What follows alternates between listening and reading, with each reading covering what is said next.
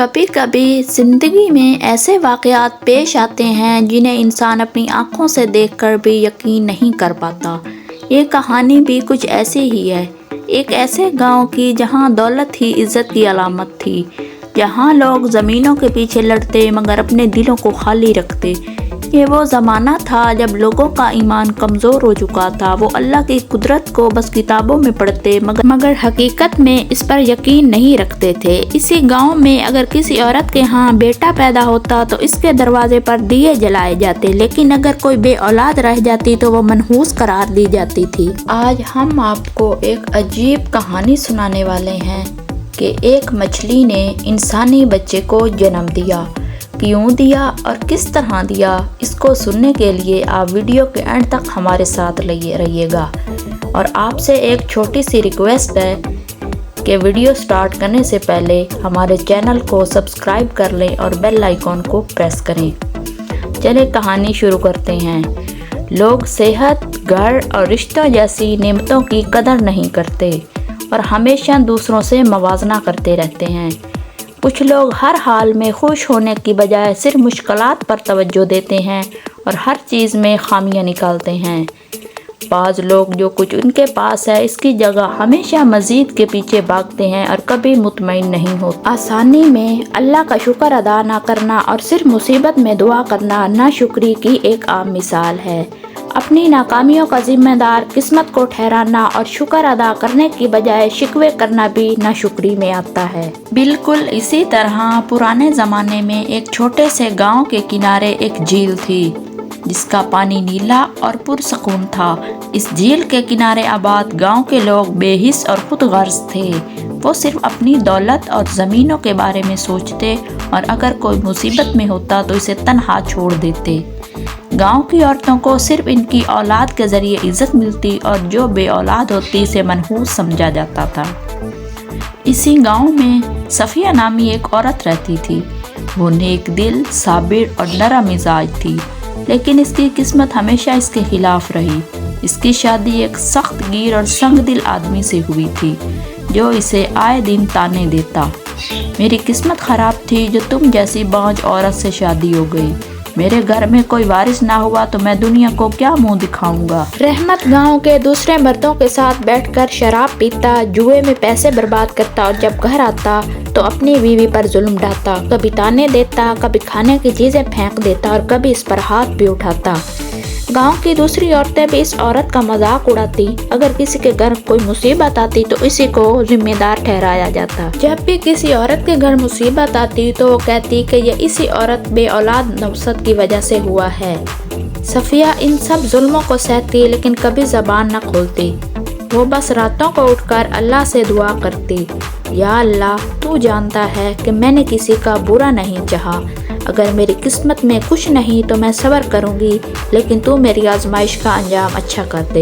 وہ ہر راتوں کو اٹھ کر اللہ سے گڑ گڑا کر دعائیں مانگتی کہ اے اللہ میری آزمائش کتنی باقی ہے، اب میری آزمائش کو ختم کر دے اور میری بھی اولاد سے جھولی بھر دے۔ ایک دن گاؤں میں ایک درویش بابا یونس آئے۔ وہ اللہ والے تھے اور اللہ کی نشانیاں دیکھنے اور سمجھنے میں مہارت رکھتے تھے۔ وہ گاؤں میں گھومتے اور دیکھتے کہ لوگ دنیا کے پیچھے بھاگ رہے ہیں لیکن اپنے اعمال کو بھول چکے ہیں۔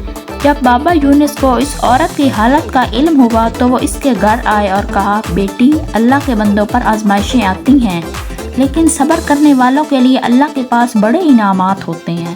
تو بس اللہ پہ یقین رکھ اور تجھے ایسا تحفہ دے گا جو کسی نے سوچا بھی نہیں ہوگا۔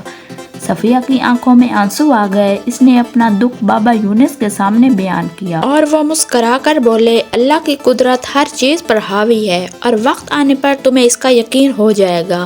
اسی جھیل میں ایک بڑی سفید مچھلی رہتی تھی۔ یہ مچھلی عام مچھلیوں سے بڑی اور چمکدار تھی اور لوگوں کا ماننا تھا کہ جو بھی اسے نقصان پہنچائے گا اس پر مصیبت آئے گی۔ ایک رات صفیہ نے خواب دیکھا کہ وہی سفید مچھلی اس سے کہہ رہی ہے، صفیہ تیرا صبر قبول ہو گیا ہے، کل جب سورج نکلے تو جھیل کے کنارے آ جانا، اللہ تجھے اپنی قدرت کا جلوہ دکھائے گا۔ صفیہ پریشان ہو کر جاگ گئی۔ اسے یقین نہیں آیا کہ یہ خواب تھا یا حقیقت، مگر اگلے دن جب سورج طلوع ہوا وہ جھیل کے کنارے پہنچ گئی۔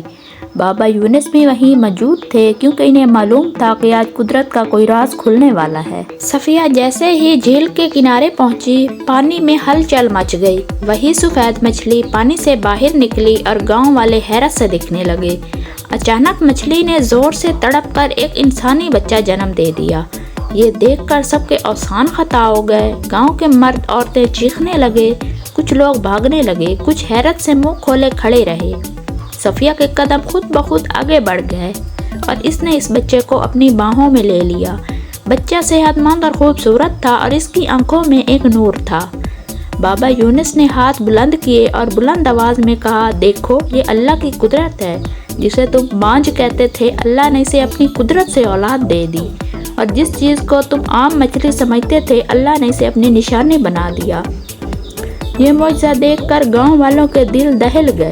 وہ جو اللہ کی قدرت کا مذاق اڑاتے تھے اب اپنی بے بسی پر روتے تھے۔ جو عورتیں اس عورت کو منحوس کہتی تھیں اب اس کے قدموں میں آ کر معافی مانگتی تھی۔ اس عورت کا شوہر کی حالت سب سے زیادہ خراب تھی۔ وہ جو ہر وقت عورت کو طعنے دیتا رہتا تھا اب زمین پر گر کر اللہ سے معافی مانگ رہا تھا۔ میں نے اپنی بیوی پر ظلم کیا، میں نے اللہ کی رحمت کا مذاق اڑایا، لیکن اللہ نے مجھے میری غلطی دکھا دی، یا اللہ مجھے معاف کر دے۔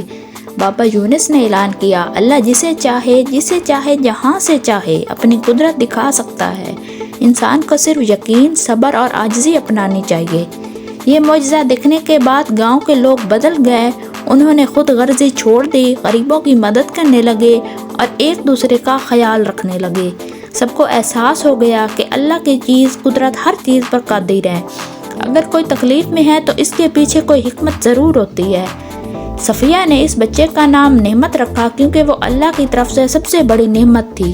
وہ اب گاؤں کی سب سے عزت دار عورت بن چکی تھی اور اس کا شوہر جو کبھی اسے ظلم کرتا تھا اب اس کا غلام بن چکا تھا۔ بابا یونس کچھ دن بعد گاؤں سے چلے گئے، لیکن ان کا سبق گاؤں والوں کے دل میں ہمیشہ کے لیے نقش ہو گیا۔ اللہ کی قدرت پر یقین رکھو کیونکہ وہ ہر چیز پر قادر ہے۔ اگر ہم اللہ پہ یقین رکھیں اور صبر کریں تو وہ ہمیں ایسے طریقے سے نوازتا ہے جو کسی نے کبھی سوچا بھی نہ ہو۔ کبھی بھی کسی کو کمزور یا بے سہارا مت سمجھو کیونکہ اللہ کی قدرت ہر وقت کام کر رہی ہوتی ہے۔